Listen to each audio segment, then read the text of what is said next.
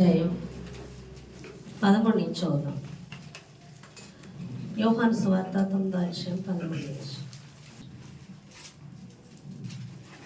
అంతకుముందు వృద్ధి అయి ఉండిన వారిని వారు పరిసయ్యుల వద్దకు తీసుకొని పోయి యేసు బురద చేసి వారి కన్నులు తెరచిన దినము విశ్రాంతి దినము. వాడు ఎలాగూ చూపు పొందినో దానిని గూర్చి పరిసయ్యులు కూడా వారిని మరలా అడుగుగా, వాడు నా కన్నుల మీద ఆయన బురద ఉంచగా నేను కడుక్కొని చూపు పొందుతానని వారితో చెప్పాను. కాగా పరిసయ్యుల్లో కొందరు, ఈ మనుషుడు విశ్రాంతి దినము ఆచరించడం లేదు కనుక దేవుని వద్ద నుండి వచ్చిన వాడు కాడనిది. మరికొందరు, పాపి అయిన మనుషుడు ఇలాంటి సూచక్రియలు ఎలాగూ చేయగలడనిది. ఇట్లు వారిలో భేదం పుట్టెను. కాబట్టి వారు మరలా ఆ గ్రుడ్డివానితో, అతడు నీ కన్నులు తెరిచినందుకు నీవు అతని గూర్చి ఏమనుకుంటున్నావు అని అడుగుగా, వాడు ఆయన ఒక ప్రవక్త అనెను. వాడు గ్రుడ్డివాడై ఉండి చూపు పొందినని యూదులు నమ్మక, చూపు పొందిన వాని తల్లిదండ్రులను పిలిపించి, గ్రుడ్డివాడే పుట్టెనని మీరు చెప్పు, మీ కుమారుడు వీడేనా? అలాగైతే ఇప్పుడు వీడెలాగూ చూచుచున్నాడని వారిని అడిగిరి. అందుకు వాని తల్లిదండ్రులు, వీడు మా కుమారుడనియు వీడు గ్రుడ్డివాడుగా పుట్టెననియు మేము ఎరుగుదుము. ఇప్పుడు వీడెలాగూ చూచుచున్నాడో ఎరుగుము. ఎవడు వీడిని కన్నులు తెరిచినో అదియో మేము ఎరుగుము. వీడు వయసు వచ్చిన వాడు, వీరినే అడుగుడి, తన సంగతి తానే చెప్పుకొనగలడని వారితో అనిరి. వారి తల్లిదండ్రులు యూదులకు భయపడి అలాగూ చెప్పిరి. ఎందుకనినా ఆయన క్రీస్తు అని ఎవరైనా ఒప్పుకొని ఎడల వారిని సమాజ మందిరంలో నుండి వెలివేతుమని యూదులు అంతకు మునుపు నిర్ణయించుకొని ఉండిరి. కావున వారి తల్లిదండ్రులు, వాడు వయసు వచ్చిన వాడు వారిని అడుగుడనిరి. కాబట్టి వారు గ్రుడ్డివాడై ఉండిన మనుషుని రెండవ మారు పిలిపించి, దేవుని మహిమపరచుము, ఈ మనుషుడు పాపి అని మేము ఎరుగుదుమని వానితో చెప్పగా, వాడు ఆయన పాపియో కాడో నేను ఎరుగను. ఒకటి మాత్రం నేను ఎరుగుదును, నేను గ్రుడ్డివాడనే ఉండి ఇప్పుడు చూస్తున్నానెను. చాలమ్మా. హల్లెలూయా, హల్లెలూయా. చూడండి, యేసు ప్రభువు వారు ఒక గుడ్డివానికి కన్నులు ఇచ్చుట జరుగుతుంది. ఇది పెద్ద టాక్ అయిపోయి పరిసయ్యుల దగ్గర తీసుకెళ్ళి, ఇలా ఒక వ్యక్తి విశ్రాంతి దినమున పాటించకుండా ఇతనికి కళ్ళు ఇచ్చాడు. పని చేశాడు, ఆ రోజు పని చేశాడు, విశ్రాంతి దినమున ఒప్పుకుంటున్నారు. మళ్ళీనేమో కళ్ళు నిజంగా గుడ్డివాడేనా అని వాళ్ళ తల్లిదండ్రులు పిలిపిస్తే వాడు గుడ్డివాడే. మరి ఎవరు స్వస్థపరిచారు? మరి ఎలా వచ్చాయంటే, అతను వయసు వచ్చినోడేగా, అతన్నే అడగండి అంటే అతన్ని అడుగుతారు. ఏంటి ఆ పాపియేనా నీ కళ్ళు ఇచ్చింది? ఎవరు? పాపి. ఎవరిని? యేసుప్రభుని. ఇదేం పాప అంటే, ఆయన విశ్రాంతి దినమని మనం పనులు చేయకూడదు. ఏం పనులు చేయకూడదు? సంపాదించే పను. అర్థమవుతుందా? కాబట్టి ఆ పని చేయకూడదు అని చెప్తే వీళ్ళు ఏకంగా స్వస్థపరిచే పని వాళ్ళు పని అని లెక్కేసి, ఈయన పాపి ఆ పని చేసినందుకు ఈ పాపి ఎలా స్వస్థపరచగలడు అని మళ్ళీ అంటున్నారు. హల్లెలూయా. అయితే ఆ గ్రుడ్డివాడు అంటున్నాడు, అతను పాపియో కాదో నాకైతే తెలియదు, కానీ గ్రుడ్డివాడనైనా నేను ఇప్పుడు చూచుచున్నాను అంటున్నాడు. హల్లెలూయా. మెయిన్ కాన్సెప్ట్ ఏంటంటే, గ్రుడ్డివాడనైనా నేను చూచుచున్నాను. హల్లెలూయా. గ్రుడ్డివాడైన వాడు యేసు ప్రభువు వారు ముట్టినప్పుడు చూడడం జరిగింది. హల్లెలూయా. మనము కూడా యేసు ప్రభువు వారి యొద్దకు వచ్చిన, రక్షణ తీసుకున్న, చర్చకు వచ్చిన, అభిషేకం పొందుకోపోతే, పరిశుద్ధాత్మను పొందుకోపోతే గ్రుడ్డి వారమై ఉంటాము. హల్లెలూయా. మనం పరిశుద్ధాత్మను పొందుకొనక ముందు గ్రుడ్డి వారము కానీ, ఆత్మను పొందుకున్న తర్వాత చూచుచున్న వారముగా ఉండాలి. హల్లెలూయా. అర్థమవుతుందా? మనము పరిశుద్ధాత్మను పొందుకొనక ముందు, ఆత్మాభిషేకము లేనప్పుడు నువ్వు గ్రుడ్డిదానివే, నువ్వు నేను. కానీ అభిషేకం పొందుకున్న వ్యక్తులమైనప్పుడు చూచుచున్న వ్యక్తులుగా ఉండగలగాలి అని దేవుడు మాట్లాడుతున్నాడు. హల్లెలూయా. ఎందుకంటే మండుచున్న పొదలో నుండి మోషేతో దేవుడు మాట్లాడాడు. ఏమని అంటే, ఇజ్రాయిల్ మొరపెడుతున్న మొర, ఫరో చేతి కింద ఉండి బానిసత్వంలో ఉండి మొరపెట్టుచున్న మొర నేను ఆలకిస్తున్నాను, నేను చూస్తున్నాను అంటున్నాడు. హల్లెలూయా. అలాగే హాగరు తన కుమారుడు చనిపోతుంటే ఆ మరణము చూడలేక దూరముగా తోసివేసి ఏడుస్తూ ఉంటే చూచుచున్న దేవుడే. చూసాడు, వచ్చాడు. అందుకే చూచుచున్న దేవుడు అని పేరు పెట్టింది. ఏమని పేరు పెట్టింది? చూచుచున్న దేవుడు. ఎస్, చూస్తున్నాడు ఆయన. అవునా కదా? చూస్తున్నాడా సంగతులన్నీ? హల్లెలూయా. అలాగే ఆ చూచుచున్న దేవుడైనటువంటి ఆ అగ్ని యేసు ప్రభువు వారికి ఈ లోకానికి వచ్చి ఉన్నారు. ఆ చూచిన దేవుడే పునరుత్థానుడైన తర్వాత ఆత్మరూపంలో మనల్లోకి వచ్చి ఉన్నాడు. ఆ చూచుచున్న దేవుడే, హల్లెలూయా, ఆ చూచుచున్న దేవుడే నీకు అనేక సంగతులను చూపించగలడు. నువ్వు ఆత్మచేత నింపబడినప్పుడు. హల్లెలూయా, అర్థమైందా పాయింట్? ఆ చూచుచున్న దేవుడు, ఆ పొదలో నుండి మాట్లాడిన దేవుడు, ఆది అపోస్తుల మీద ఆత్మరూపంలో దిగిన దేవుడు, నీలో ఆ అభిషిక్తుడు ఉన్నప్పుడు నువ్వన్నీ కూడా చూడగలుగుతావు. ఏంటి? ఈ నేత్రాలతో చూసే కాదు, ఆత్మ సంబంధమైన నేత్రాలతో చూసే సంగతులు నువ్వు చూడగలుగుతావు అని దేవుడు మాట్లాడుతున్నాడు. హల్లెలూయా. అందుకే అభిషేకాన్ని మనం ఆత్మచేత నింపబడుతున్నప్పుడు, మనం భాషలు మాట్లాడుతున్నప్పుడు ప్రతి దినం కూడా మనం ఒక గంట పెట్టుకోవడం కాదు, ఒక ఇన్స్ట్రక్షన్స్ కాదు, నిత్యము మనం భాషలు మాట్లాడుతూ ఉండాలి. నీకు శ్రమ వచ్చినప్పుడు ఆ శ్రమ వైపు చూసే వ్యక్తిగా నువ్వు ఉండకూడదు, కానీ ఆ శ్రమలో నువ్వు దేవుని మహిమపరుస్తూ నువ్వు భాషల్లో ప్రార్థించవలసి ఉన్నది. హల్లెలూయా. ఏ సమస్యనైతే అపవాది తీసుకొచ్చిందో ఆ సమస్యను తీసుకొచ్చిన అపవాది అక్కడి నుంచి పారిపోతాడు. హల్లెలూయా. చీకటి శక్తుల ప్రభావం నీకు అధికమైనట్లు దేవుడు చూపిస్తే ఏడవడం కాదు, భయపడడం కాదు, నువ్వు భాషల్లో మాట్లాడాలి, ప్రార్థించాలి. ఏ చీకటి నిన్ను ఆవరించాలని చూస్తుందో ఆ భాషలు నువ్వు మాట్లాడుతున్నప్పుడు పారిపోద్ది. నీకు అనారోగ్యం కలిగినప్పుడు నువ్వు భాషల్లో ప్రార్థించినప్పుడు అనారోగ్యం నుంచి విడుదల పొందుకుంటావు. నీకు వాక్యము లోతు లేదు, వాక్యపు గ్రహింపు లేదు, నీకు అది కావాలన్నా నువ్వు భాషలో మాట్లాడాలి. ప్రార్థనాత్మ కుమరించబడాలన్న భాషలో మాట్లాడాలి. పరిచర్య విస్తరించాలన్న, ఆత్మలు కదలాలన్న నువ్వు భాషలో మాట్లాడాలని దేవుడు మాట్లాడుతున్నాడు.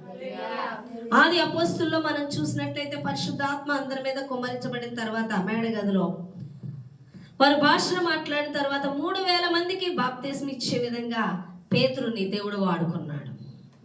ఎందుకు అంత ఇదిగా డోర్స్ ఓపెన్ చేయబడ్డాయి అంటే దురాత్మలు విడిచిపెట్టడం జరిగింది.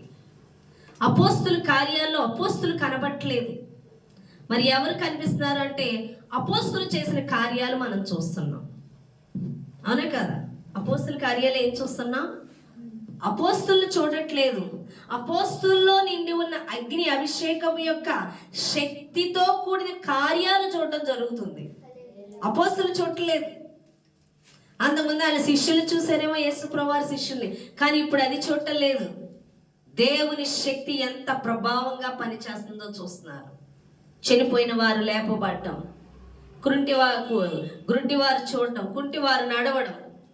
ఈ అపోస్తుల యొక్క వస్త్రాలు ముట్టుకుంటే వాళ్ళు స్వస్థతలు పొందుకోవడం, వాళ్ళ నీడ పడితే వాళ్ళు స్వస్థతలు పొందుకోవడం.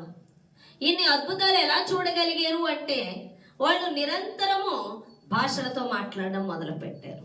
యేసు ప్రభువారు మరణించి తిరిగి లేచిన తర్వాత వాళ్ళ అభిషేకం పొందుకునే వరకు ఎటువంటి కార్యాలు కూడా వారి ద్వారా జరగలేదు, అపోస్తుల ద్వారా. కానీ ఎప్పుడు జరిగాయి అంటే పరిశుద్ధాత్మ వారి మీద వ్రాలగా, వారి మీద కుమ్మరించబడగా, ఆత్మచేత వారు నింపబడిన తర్వాత అద్భుతాలు జరిగాయి. అంటే వాళ్ళలో ఆత్మ, పరిశుద్ధాత్మ దేవుడు ఉన్నాడు అన్నదానికి ఆ కార్యాలే సాక్ష్యము. హల్లెలూయా. ఆ కార్యాలే సాక్ష్యం. అటువంటి కార్యాలు జరగడానికి గల కారణం వాళ్ళు ఆత్మ స్వాధీనానికి అప్పగించుకొని భాషల్లో ఎక్కువ, చాలా మంది భాషలు మాట్లాడడానికి సిగ్గుపడతారు. భాషలు మాట్లాడడానికి అపవాది ఆటంకపరుస్తూ ఉంటుంది. భాషలు మాట్లాడకుండా అపవాది నిన్నేం చేస్తుందంటే అనేక ఆలోచనలతో, అనేక సమస్యలతో నింపేద్ద వాటి గురించి మాట్లాడుతూ వాటిని గూర్చి ఆలోచన చేస్తారు. కానీ నువ్వు చేయవలసింది దేవుని గూర్చి, దేవుని భాషలు నువ్వు నిరంతరంగా మాట్లాడాలి. కానీ నీ సమస్యను గూర్చి ఎక్కువ నువ్వు ఆలోచన చేయకూడదు అని దేవుడు మాట్లాడుతున్నాడు. హల్లెలూయా. నీ పరిచర్య కదలాలంటే ఒక వాక్యము, ప్రార్థన, వాక్యపు లోతు, స్తుతి, ఏదో గంట భాషలు కాదు, ఎక్కువ నువ్వు భాషలు మాట్లాడే వ్యక్తిగా ఉండాలి. దేవుని చిత్తం చేయడం ఇవన్నీ సరిపోతే కాదు, నువ్వు భాషలు ఖచ్చితంగా మాట్లాడాలి. అది శక్తి, ఎనర్జీ. అవునా కదా? వైర్ ఉంది, బల్బు ఉన్నాయి, అన్నీ ఉన్నాయి, కానీ పవర్ ఉండాలి. అవునా కదా? నువ్వున్నావు, నీ నోట్లో నీ చేతిలో బైబిల్ ఉండొచ్చు, ఎన్నున్నా నీలో ఎవరు ఉండాలంటే పరిశుద్ధాత్మ దేవుడు ఉండాలి. అక్కడే కార్యం జరుగుతుంది. పరిశుద్ధాత్మ దేవుడు లేకుండా కార్యం జరగదు. ఆయన నుండి కార్యం జరగాలంటే నువ్వు భాషలు అత్యధికముగా మాట్లాడాలి అని దేవుడు మాట్లాడు. హల్లెలూయా. భాషలు మాట్లాడకుండా మనం పని జరగదు. ఎందుకు అంటే ఈ భాషలో చూడండి, భాషలు మాట్లాడే వారికి మనం అన్ని విషయాలు చూస్తాం, కానీ ఆత్మలో ప్రతిదీ చూడగలుగుతాం, ప్రతిదీ గ్రహించగలుగుతాం. దేవుడు చెప్పేది ఏంటో, చేయబోతున్న కార్యం ఏంటో మనం చూడగలుగుతామని దేవుడు మాట్లాడుతున్నాడు. అపోస్తల కార్యాలు 27వ అధ్యాయం 10వ వచనం ఒకసారి చూడండి. అయ్యలారా, ఈ ప్రయాణం వలన సరుకులకును ఓడకును మాత్రమే కాక మన ప్రాణములకు కూడా హానియు బహు నష్టమును కలుగునట్లు నాకు తోచుచున్నదని చెప్పి వారిని హెచ్చరించెను. అయినను శతాధిపతి పౌలు చెప్పినది నమ్మక నావికుడును ఓడ యజమానుడును చెప్పినదే నమ్మెను. చాలు. హల్లెలూయా. వాళ్ళు ఇటలీ వెళ్ళాలని, కైసరు దగ్గర ఖైదీలను నిలబెట్టాలని, కైసరు దగ్గర పౌలుని నిలబెట్టాలని ఖైదీలతో పాటు పౌల్ని కూడా పంపిస్తారు ఓడ మీద. అలా పంపించినప్పుడు ఈ యొక్క పౌలు అంటాడు, తను ఒక ఆత్మలో చూసిన వాడిగా చెప్తున్నాడు. ఏం చూశాడు అంటే, అయ్యా మీరు వెళ్ళే దారి నాకు కరెక్ట్ అనిపించట్లేదు. ఏమని అంటున్నాడు పౌలు, అయ్యలారా, ఈ ప్రయాణం వల్ల సరుకులను ఓడకును మాత్రమే కాక మన ప్రాణములకు కూడా హానియు బహు నష్టమును కలుగునట్లు నాకు తోచున్నదని చెప్పి వారిని హెచ్చరించాను. ఏమని హెచ్చరించాడు? మనకి ప్రమాదం కలగబోతుంది, మీరు ఈ విధమైన దారిలో వెళ్తే, మీరు అక్కడ మ్యాటర్ అంతా చదువుకుంటూ ఉంటుంది. మీరు ఈ విధంగా వెళితే మాత్రం ఏం ప్రమాదం జరుగుతుంది? మన ప్రాణాలకే ప్రమాదం. ఈ సరుకులై పాడేయడమే కాదు, మన ప్రాణాలకే ప్రమాదం కలుగుతుందని తోచినది. ఇది ఎలాగ గ్రహింపు వచ్చింది అంటే, ఆత్మలో చూడగలుగుతున్నాడు, ఆత్మలో గ్రహించగలుగుతున్నాడు. నిజంగా అలాగే చాలా పెద్ద తుఫాను, చాలా పరిస్థితులు ఎదుర్కొంటారు. ఆ సమయంలో దేవుడు ప్రార్థన చేస్తాడు. పౌలు చేసినప్పుడు 27-23 వచనంలో దేవుడు చూపిస్తున్నాడు ఏమని అంటే, నేను ఎవడి వాడునో ఎవరిని సేవించున్నానో ఆ దేవుని దూత గడిచిన రాత్రి నా యొద్ద నిలిచి పౌలా భయపడకము, నీవు కైసరి ఎదుట నిలవబడవలసి ఉన్నది. ఇదిగో నీతో కూడా ఓడలో ప్రయాణమై పోవచ్చున్న వారందరినీ దేవుడు నీకు అనుగ్రహించి ఉన్నాడని నాతో చెప్పాను. చూడండి, 27వ అధ్యాయం అపోస్తల కార్యాలు 23 నుంచి చదువుతున్నా, అప్పుడు 25 చదువుతున్నా. కాబట్టి అయ్యలారా, ధైర్యము తెచ్చుకొనడి, నాతో దూత చెప్పిన ప్రకారం జరుగునని నేను మీ దేవుని నమ్ముచున్నాను. ఆయనను మనం కొట్టుకొని పోయి ఏదైనా ఒక ద్వీపం మీద పడవలసి ఉండనని చెప్పాను. హల్లెలూయా. అంటే నిశ్చయంగా ప్రమాదం వచ్చింది. అలా వచ్చినప్పుడు వాళ్ళు భయపడిపోతున్నారు. భయపడిపోయినప్పుడు మరలా పౌలు ఏం చెప్తున్నాడంటే, రాత్రి నాకు ఒక దూత కనిపించి చెప్పింది, నువ్వు ఖచ్చితంగా కైసరి వద్ద నిలబడతావు, వీళ్ళందరినీ నీకు అప్పగిస్తాను. అంటే ఏంటి? మీరు చనిపోరు, వెళతారు అన్న విషయం బయలుపరచబడింది. ఆ కళ ఏంటంటే, చనిపోం, ఖచ్చితంగా మనం రాజుగారి దగ్గర, అది కైసర్ దగ్గర నిలబడటం జరుగుతుంది అని చెప్పాడు. హల్లెలూయా. అంటే దేవుడు అంతమేంటో చూపించాడు కదా. అంటే చివరి విషయం, చివరి దశ చూపించాడా లేదా? ఎవరికి చూపించాడు? పౌలుకి చూపించాడు. ఇందులో ఎవరికైనా చూపించాడా? లేదు. కానీ ఒక పౌలుకు చూపించాడు. ఎందుకంటే అది ఆత్మ నింపుదల. ఆత్మ అన్నిటినీ వివేచిస్తుంది.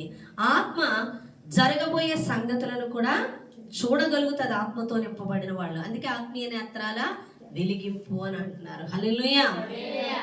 ఆత్మీయ నేత్రాలు వెలిగించబడితే అన్నీ కూడా చూడగలుగుతాము, జరగబోయే సంగతులు చూడగలుగుతాము. రాబోయే తుఫాను గురించి, రాబోయే ఓడ ప్రమాదం గురించి పౌలు చూడగలిగాడు. తర్వాత ఇందులో మరణమేమీ లేదు, ఖచ్చితంగా మనం కైసరు దగ్గర నిలబడవలసి ఉంది నేను. అంతేకాదు, వీరందరినీ నాకు అప్పగిస్తాడంట. హల్లెలూయా. అంటే ఎవరి ప్రాణానికి ప్రమాదము లేదు, నా ప్రాణానికి ప్రమాదము లేదు అన్న విషయమును చూడగలిగాడు, గ్రహించగలిగాడు. ఇది ఎలా జరిగింది అంటే పరిశుద్ధాత్మ వలన. అందుకే ఆత్మచేత నింపబడిన వాళ్ళు వాళ్ళ కుటుంబ విషయాల్లో, వారి జీవితాల్లో జరిగే సమస్యలకు కంగారు పడిపోరు, భయపడిపోరు. ఎందుకని? దేవుడు ఒక ప్రణాళికలో నడిపిస్తాడన్న గ్రహింపు ఉంటుంది. హల్లెలూయా. అన్ని చూడగలుగుతారు. మొదటికే అంటాడు చూడండి ఎస్తేర్ని, ఇదిగో ఈ యొక్క యూదులని ఈ దినమున కాపాడడం కోసమే నిన్ను అక్కడికి పంపాడు. ఎందుకు పంపాడు? ఈ యూదా జాతిని అంతటినీ రక్షించడానికి ఎస్తేరు నిన్ను రాణిగా అక్కడికి పంపించాడు. నువ్వు ఈ పని చేయాలి. ఎందుకంటే ఆత్మచేత నింపబడిన వాడుగా ఉన్నాడు కాబట్టి సంగతులను వివేచించగలుగుతున్నాడు. హల్లెలూయా. మనకు హుల్దా అయితే వాళ్ళ అత్తగారు ఎంతో ముద్దెట్టుకున్నాడు చూసేది. ఎందుకంటే మేనత్త అంట, నాకు తెలియదు ఆ విషయం. ఆమె గొడవడుతుంటే అత్తలు మామూలుగా ఆడుతుంటారు కాబట్టి ఏమో అనుకున్నాను. ఎవరు కాదు మా మేనత్త అంటే మేనత్తలో గొడవడతలేదు, బయట ఆవిడలో గొడవడుతుంది. ఇమీడియట్గా తోసేసింది అంతే, పోవాలి.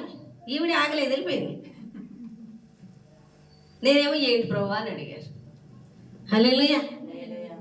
దాటి వెళ్ళలేదుగా, సాతానికి అంత ధైర్యం లేదుగా. దేవుని ప్రణాళిక ఉంటేనే వెళ్తుంది. ఇంత ప్రార్థన రక్షణ తీసుకున్నప్పుడు ఇంకా ప్రొటెక్షను. అందరూ అడుగుతున్నారు చుట్టుపక్కల అమ్మలక్కలు, ఏమని బాప్తీసం తీసుకుందిగా ఎందుకు ఇలా అయింది, బాప్తీసం తీసుకుందిగా ఎందుకు ఇలా అయింది. ఆయన వాక్యమైన ప్రణాళికలు రెండంచుల పొదలు గల ఖడ్గమైన వాక్యమైన ఆలోచనలు ఆకాశం అంత ఎత్తాయి. మన ఆలోచనలకు అందేస్తే ఇంకెందుకు ఆయన. హల్లెలూయా. అందవు ఆలోచనలు. ఎందుకు తీసుకెళ్ళాడంటే అక్కడ వాళ్ళ చెల్లి కదిలింది, వాళ్ళ అమ్మ కదిలింది, వాళ్ళ నాన్నగారు, ఆ కుటుంబం మీద కృప దిగింది. కుటుంబస్తులు కదులుతున్నారు. ఒకప్పుడు ఒక ప్రార్థన ఉండేది కాదు. ఈరోజు వాళ్ళ ఇంట్లో దైవజనులు అడుగు పెట్టి ప్రార్థన చేశారు అంటే ఆ కుటుంబానికి రక్షణ కలుగుతుంది. జక్కయ్యను బట్టి జక్కయ్య కుటుంబానికి రక్షణ కలిగింది. అవునా కదా? ఎందుకని? జక్కయ్య దేవుని ఆహ్వానించిన వాడై ఉన్నాడు కాబట్టి జక్కయ్యను బట్టి జక్కయ్య కుటుంబానికి రక్షణ కలిగింది. అలాగే ఆ కుటుంబంలోకి, ఆ ఇంటిలోకి దైవజనులను ఆహ్వానించిన కుమార్తెగా ఉంది, ప్రార్థించే కుమార్తెగా ఉంది, భారం కలిగి ఉంది. ఇప్పుడు వాళ్ళ ఇంటికాడు ఉంటే వాడు ఆయనే రక్షింపబడినేమో, కానీ అన్న, వదిన, అమ్మ, నాన్న, చెల్లి అనా కదా, ఆ ప్రాంత ప్రజలు అక్కడికి ఒక దైవజనులను అడుగు పెట్టేలా చేసింది. ఇంతటి దానికి కారణం కొరకు దేవుడు అక్కడికి పంపించాడు. ఊరికినే పంపడు. ఇది చూడగలిగే మనస్సు కలిగి ఉండాలి. అంతేగాని అయ్యో విడిపోయారు, అయ్యో అత్తగారు తోసింది, అయ్యో ఏంటి, ఏం చేసేద్దాం, ఎలా కలిపేద్దాం, ఇవన్నీ అవసరం లేదు. దేవుడు చెప్పింది దేవుడు ఏం చేయాలో చేస్తాడు. పంపినవాడు గాయపరిచినవాడు గాయాన్ని కట్టగలడు. హల్లెలూయా. అవును కదా? అంతలా ముద్దెట్టుకుని అత్తగారు ఒకసారి ఇలా చేంజ్ అయిందంటే అనుమతి ఇచ్చాడు దేవుడు. హల్లెలూయా. ఎందుకు అనుమతి ఇచ్చాడంటే వాళ్ళ తల్లిదండ్రుల ఫ్యామిలీ మీద కృప చూపించి వారి యొక్క ఆ ప్రాంత ప్రజల మీద కృప చూపించి. నా జీవితం కోసం చాలా మంది జారిపడిపోతూ ఉంటారు. ఏం అవసరం లేదు, ఇక్కడ పని ఉంది కాబట్టి పంపాడు దేవుడు. హల్లెలూయా. అలాగే కొంతమంది అయ్యో పాపం తప్పు చేసేసారు, ఇలాంటి చెడ్డ సంబంధం చూసి తప్పు చేసేసారు. నిజంగా తప్పు చేశారా? తప్పు జరిగిందా? కాదు కాదు. తప్పు ఎందుకు జరుగుతుంది అనే కదా. తూచు అంతేనే. చాలా మంది అంతే, ఇలాంటి సంబంధం ఎందుకు చేసుకున్నా, ఇలా అసలు ఇప్పుడు అయ్యి బాబోయ్ ఎలా ఆయన తీసుకొచ్చాడు. కొంతమంది అంటే మాకోసమే తీసుకొచ్చాడు అంటే. హల్లెలూయా. అంటే అలాంటి ఎందుకు చేసుకున్నాను కాబట్టి ఇక్కడికి వచ్చాడు.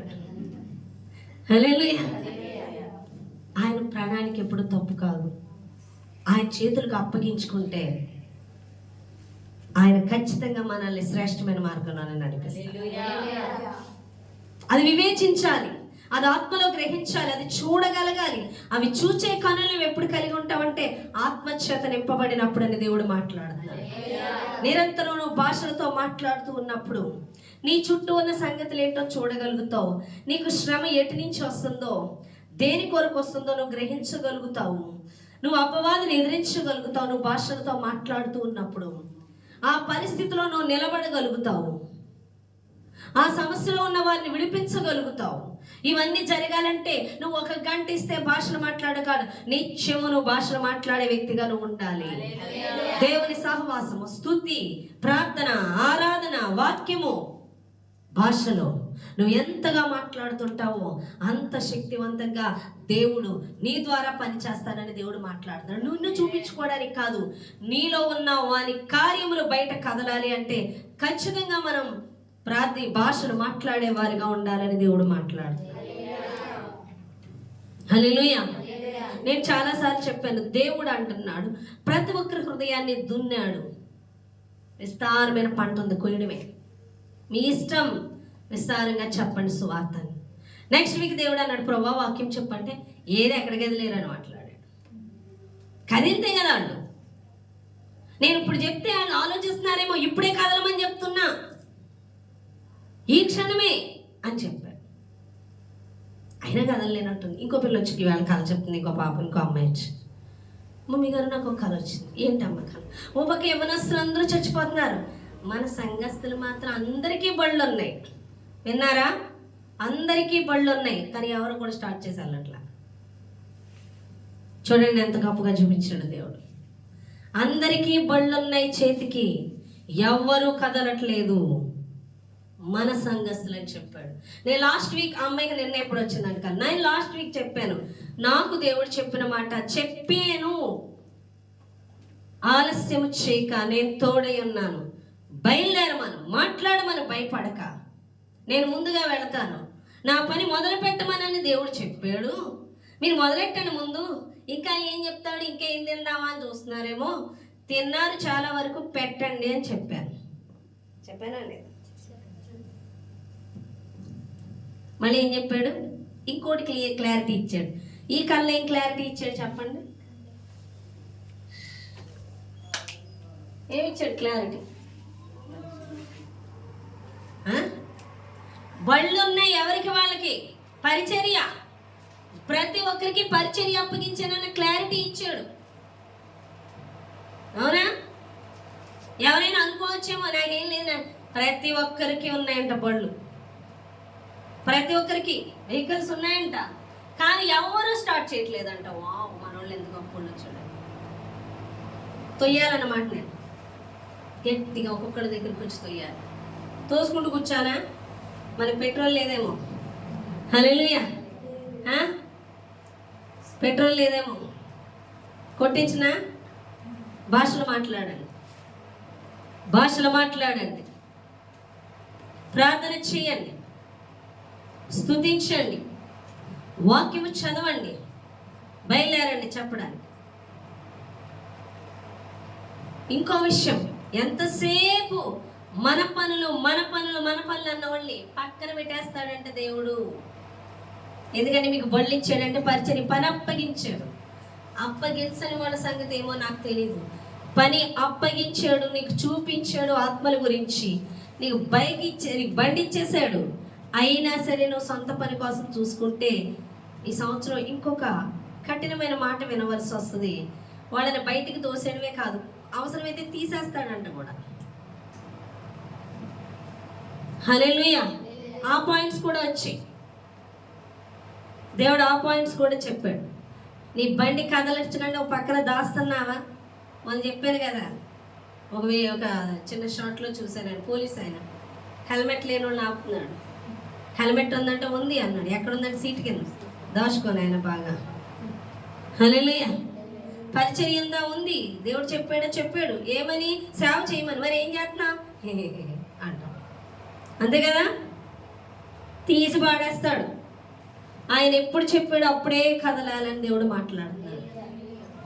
సమయాన్ని వృధాగా పోనివ్వక, ఎవరికి వాళ్ళకి బైకులు ఉన్నాయి అంటే బండ్లు ఉన్నాయంట, కానీ ఎవరు స్టార్ట్ చేయట్లేదంట. మహానుభావులు మనోళ్ళు, దేవునికి స్తోత్రం.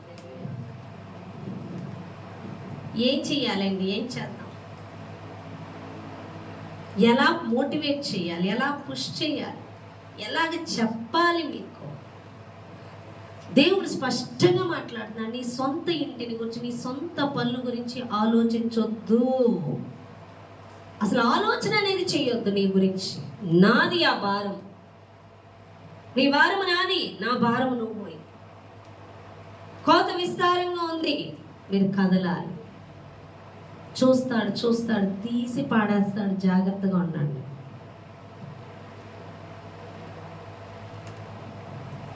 కానీ విస్తారమైన పని ఉంది, కదలమని దేవుడు మాట్లాడుతున్నాడు. అమ్మాయికి చూపించింది అదే.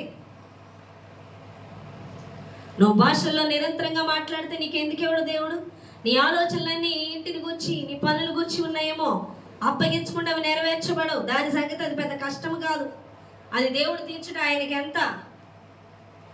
ఆయన చూచుచున్న దేవుడు ఏం చూస్తున్నాడు? నీ పని ఎంత, నీ జీతం ఎంత చూడలేదు. జరగబోయే పరిచర్య, ఆత్మలు, వాటి గురించి దేవుడు చూపిస్తున్నాడు. చూడగలిగే కన్నులను కలిగి ఉండాలని దేవుడు మాట్లాడుతున్నాడు. హల్లెలూయా. అపోస్తల కార్యాలన్నీ కూడా ఆత్మచేత వారు అద్భుతాలు, ఆశ్చర్య కార్యాలు, కుంటి వారు నడవడం, గుంటి వారు చూడడం, చనిపోయిన వారు లేవడం ఎలా జరిగింది? వారు చూడగలుగుతున్నారు, సమస్తమైన విషయాలను గ్రహించగలుగుతున్నారు. ఎందుకంటే ఆ చూచుచున్న దేవుడు మనం కలిగి ఉన్నాం. ఆ చూచుచున్న దేవుడు ఎవ్రీథింగ్ మనకి చూపిస్తున్నాడు. మన సమస్య ఏ విధముగా వస్తుందో చూడండి. యేసుప్రభువు వారు అంటారు, లాజరు చనిపోతే ఏమని అంటాడు? ఇది దేవుని మహిమార్థమే జరిగింది. లాజరు నిద్రించుచున్నాడే కానీ చనిపోలేదని చెప్పాడు. ఎలా చెప్పాడు?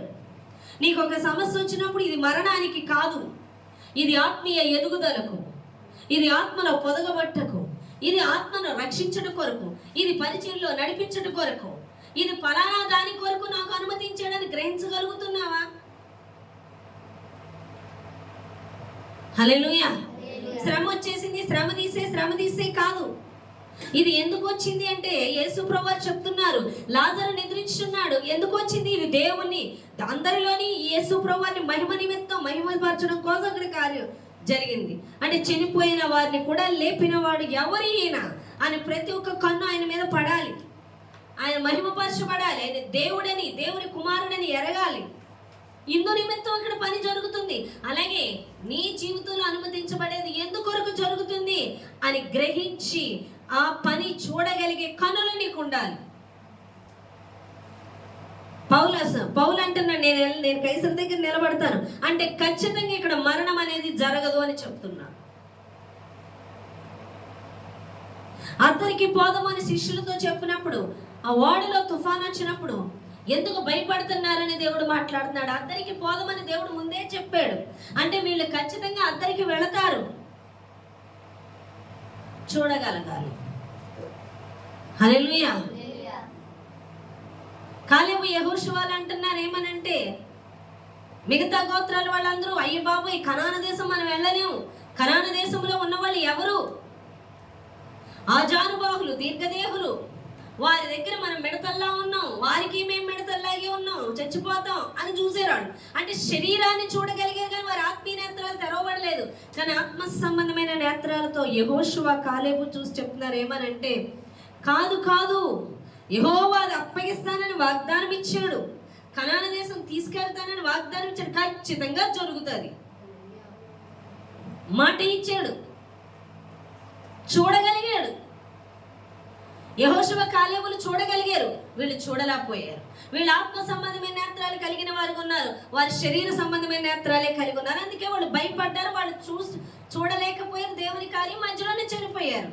కానీ చూచిన వారు జయించి వెళ్ళగలిగారు. అర్థమవుతుందా మీకు? అందుకే అంటున్నాడు, నేను అప్పుడు గుడ్డివాడనై ఉన్నాను కానీ ఇప్పుడు చూచుచున్నాను అని చెప్తున్న రీతిగా నువ్వు ఆత్మను పొందుకున్నప్పుడు గుడ్డిదానివేమో, ఇప్పుడు ఆత్మను పొందుకున్నావు, నువ్వు చూచుచున్నావు. ఇప్పుడు నీకెవరు చూపిస్తున్నారంటే పరిశుద్ధాత్మ దేవుడు. ఇప్పుడు నువ్వు వింటున్నావు, ఎవరు వినిపిస్తున్నారంటే పరిశుద్ధాత్మ దేవుడు. ఇప్పుడు గ్రహిస్తున్నావు, ఎవరు గ్రహిపిస్తున్నారంటే పరిశుద్ధాత్మ దేవుడు. ఇప్పుడు జ్ఞానాన్ని కలిగి ఉన్నావు, వివేచన కలిగి ఉన్నావు, ఎవరు? దేవుడు, పరిశుద్ధాత్మ దేవుడు. నువ్వు కాదు. నువ్వనేది గురుడితనాన్ని కలిగి ఉన్నావు, కానీ ఇప్పుడు పరిశుద్ధాత్మ దేవుడు నీలో ఉన్నాడు. నాకు అది రాదు, ఇది రాదు, అది రాదు అని అనొద్దు. ఏది చేయించాలనుకుంటున్నాడో అది ఆయన చేయించుటకు సమర్థుడైన వాడు నీలో ఉన్నాడు, పిలిచిన వాడు నీలో ఉన్నాడు.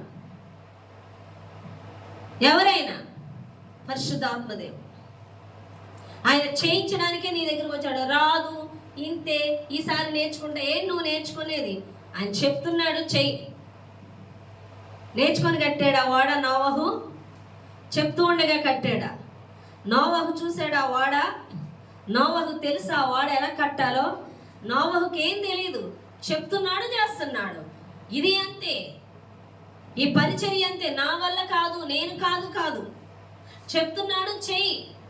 నీ కుటుంబానికి నువ్వు చేస్తున్నప్పుడు, ఆయన చెప్తున్న పరిచర్య పరిశుద్ధాత్మ దేవుడు చెప్పినట్టు నువ్వు లోబడుతున్నప్పుడు, నీ కుటుంబానికి ఒక ప్రొటెక్షన్ నువ్వు కట్టుకుంటున్నట్టు, నీ కుటుంబాన్ని అంతటిని పరలోక రాజ్యాన్ని సిద్ధపరచుకుంటున్నట్టు, నీ కుటుంబానికి నువ్వు సమస్తాన్ని సమకూర్చే దేవుణ్ణి నువ్వు కాపరిగా కలిగి ఉన్నట్లు, నువ్వు ఆయన పని చేస్తుంటే నీ కుటుంబాన్ని సంరక్షణలో ఉంచడం ఆయన పని, నీ కుటుంబాన్ని నిత్యరాజ్యానికి సిద్ధపరచడం ఆయన పని.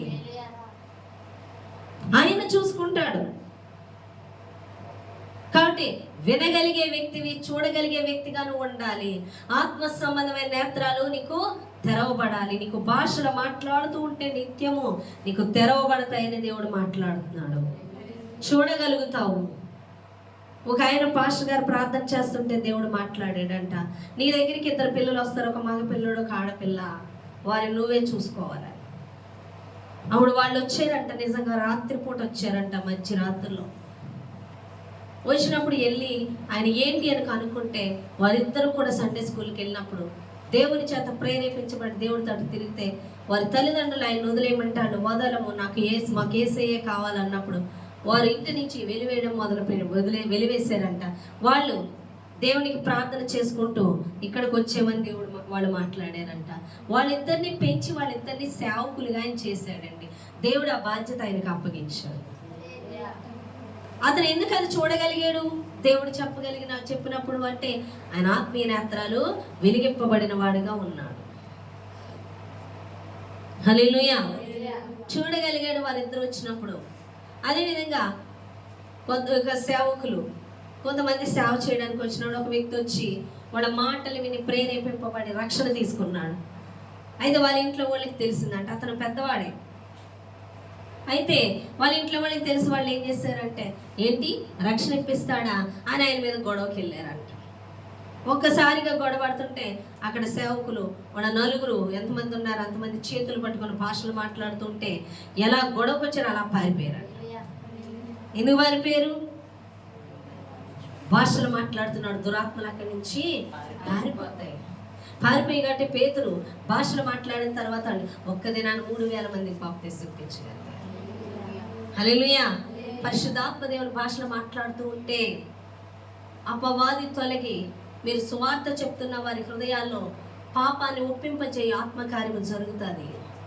దేవుని ఒప్పుకొని, పాపాన్ని ఒప్పుకొని విడిచిపెట్టి పాపాన్ని దేవుని తట్టు తిరుగుతారు. అందుకే మనం నిరంతరం కూడా భాషలు మాట్లాడే వ్యక్తులుగా ఉండాలి. ఈ నోట జీవజలపు ఓటలు ప్రవహించాలి. నీ కడుపులో జీవజలపు ఓటలు ఉబ్బుకూర్చుండాలి. హల్లెలూయా. అందుకే భాషలు నిర్లక్ష్యం చేయొద్దు. నువ్వెంతగా భాషలు మాట్లాడతావో అంతగా పరిచర్యకు బలంగా వాడబడతావు అని దేవుడు మాట్లాడతాడు. విస్తారమైన ఆత్మలను అప్పగిస్తాడు. ఎందుకు అంటే నువ్వు ఆత్మీయ గురుడితనాన్ని కలిగి ఉండవు. చూడగలుగుతావు, వివేచించగలుగుతావు, వినగలుగుతావు. ఆయన చెప్పేది నువ్వు వినలేకపోతున్నావు. ఆయన ఆత్మ ప్రేరేపణతో నువ్వు కదలలేకపోతున్నావు అంటే నువ్వు అంతగా దేవుని ఆత్మ స్వాధీనానికి అప్పగించుకోక, భాషల్లో ప్రార్థన చేయక, నులివెచ్చని తనాన్ని కలిగి ఉన్నావని దేవుడు మాట్లాడుతున్నాడు. హల్లెలూయా. గొప్ప విషయం ఏంటో తెలుసా? ఎల్షద్ద మినిస్టర్లో ప్రతి ఒక్కరికి పని అప్పగించాడు. అది ఎంత ధన్యతో తెలుసా? ఈ పని చేస్తేనే పరలోకం ఉంటుంది. మీకు బండి ఇచ్చాడని దేవుడు చూపించాడు, అనగా పరిచర్య ఇచ్చాడని దేవుడు చూపించాడు. ఇక్కడ పరిచర్య ఆయన చెప్పింది చేసేవాళ్ళే పరలోక రాజ్యంలో ఉంటారు, లేకపోతే మీరెవరో నాకు తెలియదు అంటాడు దేవుడు. మీకు పని అప్పగించినప్పుడు చేయవలసిన బాధ్యత కలిగి ఉన్నా ఎవరికి వాళ్ళు బాధ్యతగా ఆత్మలను మీరు మందిరానికి నడిపించాలి, కాపరికి అప్పగించాలి, వారి నిత్యరాజ్యానికి సిద్ధపరచాలి. అది మన బాధ్యత అయినది. అనేకుల్ని రాజ్య సంబంధులుగా మార్చడమే మన బాధ్యత. దీని కొరకు పరిశుద్ధాత్మ దేవుడు నీకు ఆత్మను అనుగ్రహించి ఉన్నాడు. ఆయన చెప్పుతున్న సంగతులు, ఆయన వెళ్ళమన్న చోటుకి వెళ్ళడానికి, వివేచించడానికి నీకు అనుమతించబడుతున్న పరిస్థితుల్లో దేని నిమిత్తం అనుమతించబడుతున్న అన్న విషయాలు గ్రహించాలి. నువ్వు దేవుని చేతిలో ఉన్నప్పుడు నాకేమవుతుందో అని భయపడనవసరం లేదు. సమస్తము సమకూడి మనకి మేలే జరుగుతాయని దేవుడు మాట్లాడు. వాడు నువ్వు భాషల్లో మాట్లాడుతూ ఉన్నప్పుడు నువ్వు వివేచించగలుగుతావు. నిర్లక్ష్యపరచుకో. దేవుడు చెప్పింది త్వరపడి చేయడం నీకు మేలు అని దేవుడు మాట్లాడుతున్నాడు. ఈ చిన్న మాటలు దేవుడు దీవించి ఆశీర్వదించును గాక. ప్రార్థన చేద్దామని వాక్య నిమిత్తమని ప్రార్థన చేద్దాం. స్తోత్రాలు స్తోత్రాలు. ద్రాక్షాలి గారు ప్రయత్నం